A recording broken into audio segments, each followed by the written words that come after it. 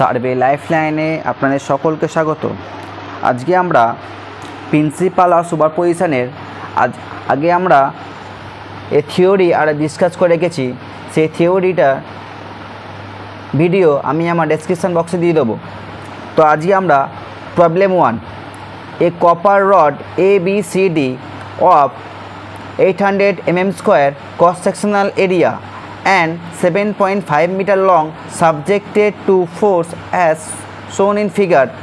Find the total elongation of the bar. Take E is equal to 100 GPa. তো আমাদের দিয়ে দেওয়া আছে, দেখো এই বারটা দেখতে পাচ্ছ ABCD, এর বলে দেওয়া আছে, এর ক্রস সেকশন এরিয়াটা বলে দেওয়া আছে 800 mm স্কোয়ার এবং এর টোটাল বারটার লেন্থ হচ্ছে তোমার 7.5 মিটার আর ই বলে দেওয়া আছে তোমার 100 GPa। ফাইন দ্য বার করতে বলেছে, fine the total elongation bar করতে বলেছে। তো ফার্স্ট অফ অল ABCD, দেখো AB length L1 3.5 metre means হচ্ছে 3.5 into 10 to the power 3 mm, L2 1.5 metre 1.5 into 10 to the power 3 mm, L3 2.5 metre is equal to 2.5 into 10 to the power 3 mm আর E is equal to বলে দেওয়া আছে 100 GPa means হচ্ছে 100 into 10 to the power 3 newton per millimetre square.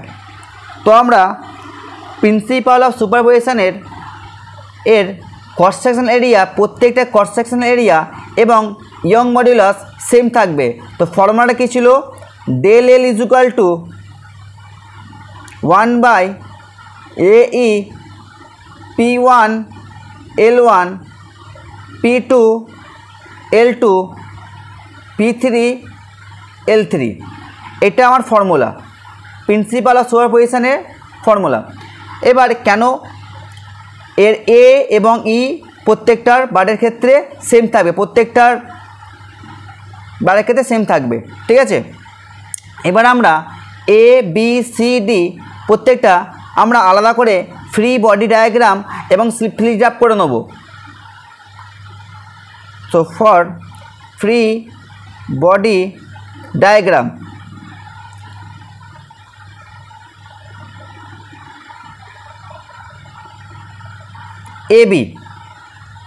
এবির জন্য দেখো এই axial ফোর্সটা আছে এখন 40 কিলোনিউটন, 30 কিলোনিউটন, 20 কিলোনিউটন, 50 কিলোনিউটন। আমরা এই ফোর্সগুলোকে আমরা কি করব? ফার্স্ট অফ অল ব্যালেন্স করে নেব। ব্যালেন্স কীভাবে করব? প্রত্যেকটাকে আমরা ভেঙে নেব একটা, দুটো, তিনটে সেকশানে, একটা, দুটো, তিনটে সেকশানে স্প্লিট আপ করে নেব, ঠিক আছে। এখানে কত আছে দেখো, এর 40 কিলোনিউটন আছে এদিকে, তাহলে নিউটনের থার্ড ল অনুযায়ী এটাও তোমার অ্যাক্সেল এদিকেও টানবে, তাহলে 40 কিলোনিউটন। এবার আমাদের ফোর্সের সিম্বল জেনে নেব। ফরওয়ার্ড ডিরেকশানের force always positive and backward ডিরেকশানের ফোর্স অলওয়েজ নেগেটিভ। এই আমরা কনভেনশনাল সিম্বলটা আমরা ধরে আমরা এই ম্যাথটা সলভ করব।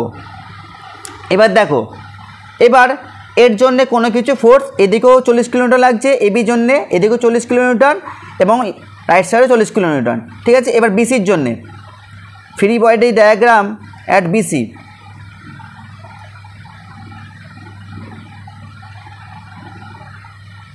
এবার বিসির জন্য করতে হবে কি, বি দেখো এ এর সাথে যুক্ত, বি আবার সি এর সাথে যুক্ত, তাহলে আবার সি এর দেখো সি যেমন বি এর সাথে যুক্ত, সি আবার ডি এর সাথে যুক্ত, তাহলে আমরা এখানে দুটো ফেস পাবো। ফেস কী কী ফেস পাবো? একটা বি ফেস পাবো এবং একটা সি ফেস পাবো। তাহলে ফার্স্ট অফ অল আমরা বি ফেসটা বার করে নেবো আগে। ফেস বি ফেস কি বলতে কী বোঝাচ্ছে? এক্স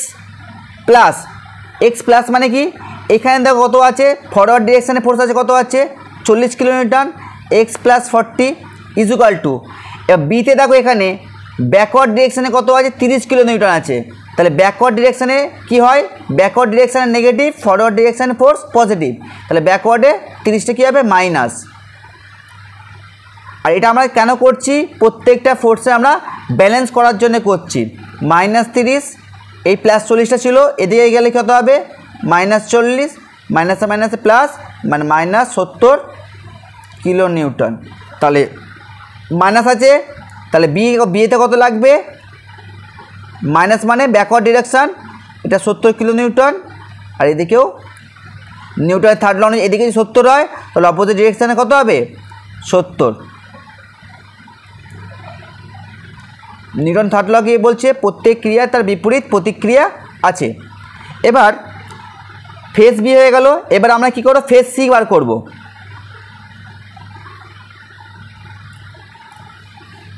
ফেজ সি এক্স, এবার দেখো সিতে কী আছে, এখানে 70 আছে, এটা ফরওয়ার্ড ডিরেকশানে ফোর্সটা আছে, তাহলে +70 = আবার এখানে সিতে দেখো ফরওয়ার্ড ডিরেকশানে কত আছে 20 আছে, তাহলে +20, তাহলে x +20 আর ওদিকে গেলে তো -70, তাহলে -50 কিলো নিউটন। তাহলে দেখো সি এবং ডিতে কী আছে, মাইনাস আছে, মাইনাসে বেরিয়েছে, তাহলে এটা কী হবে ব্যাকওয়ার্ড ডিরেকশান, আর এদিকে তোমার কী হবে নিউটনের থার্ড ল অনুযায়ী পজিটিভ। তাহলে দেখো অঙ্কটা তোমরা যে করবে, ঠিক আছে, সেটা দেখো এখানে কত দেওয়া ছিল 50 কিলো নিউটন, সিমিলার যখন আমরা ব্যালেন্স সেকশন করব, এটা যে 50 নিউটন যেটা ছিল সিমিলার এখানেও কিন্তু 50 নিউটনই বেরোবে, তাহলে তোমরা ভাববে যে ফোর্সের যে এটা সলভ করলাম কারেক্ট আছে। আদারওয়াইজ যদি এটা না আসে তাহলে বলবে তোমাদের এখানে কোনো প্রবলেমে ভুল হয়েছে। ফর্মুলাটা ইউজ করে এর মানগুলো পুট করে দেবো। তাহলে এখন দেখো P1 কত বেরিয়েছে 40 কিলো নিউটন, 40 × 10⁻³ নিউটন। P2 কত বেরিয়েছে 70 kilo Newton, 70 × 10⁻³ Newton.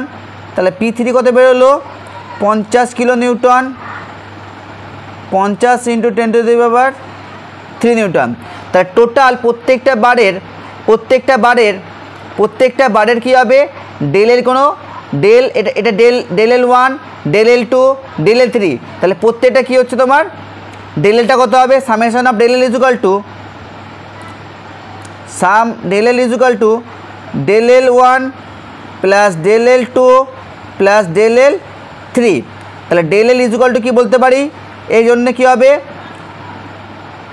P1 L1 A E, P2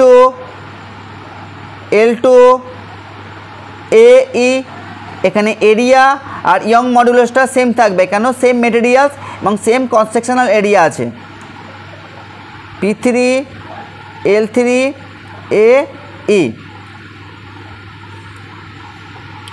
1/AEটা common চলে যাবে, P1 L1 P2 L2 P2 L3। তাহলে জাস্ট আমরা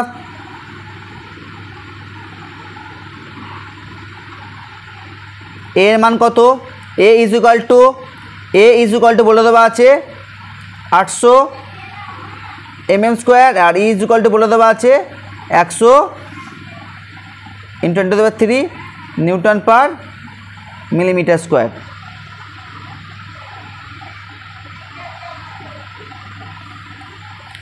এর মান হচ্ছে তোমার 800, এর মান 100 × 10⁻³, পি এর মান হচ্ছে তোমার P1 = 40 × 10⁻³, এল এর মান হচ্ছে তোমার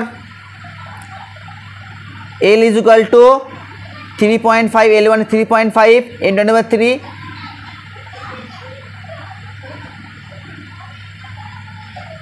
P2 = 70 আর L2 = 1.5,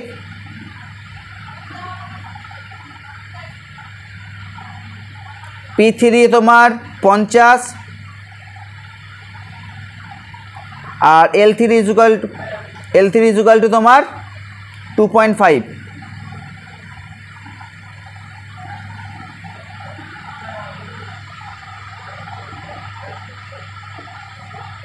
তাহলে টোটাল ক্যালকুলেশনটা মান বেরোবে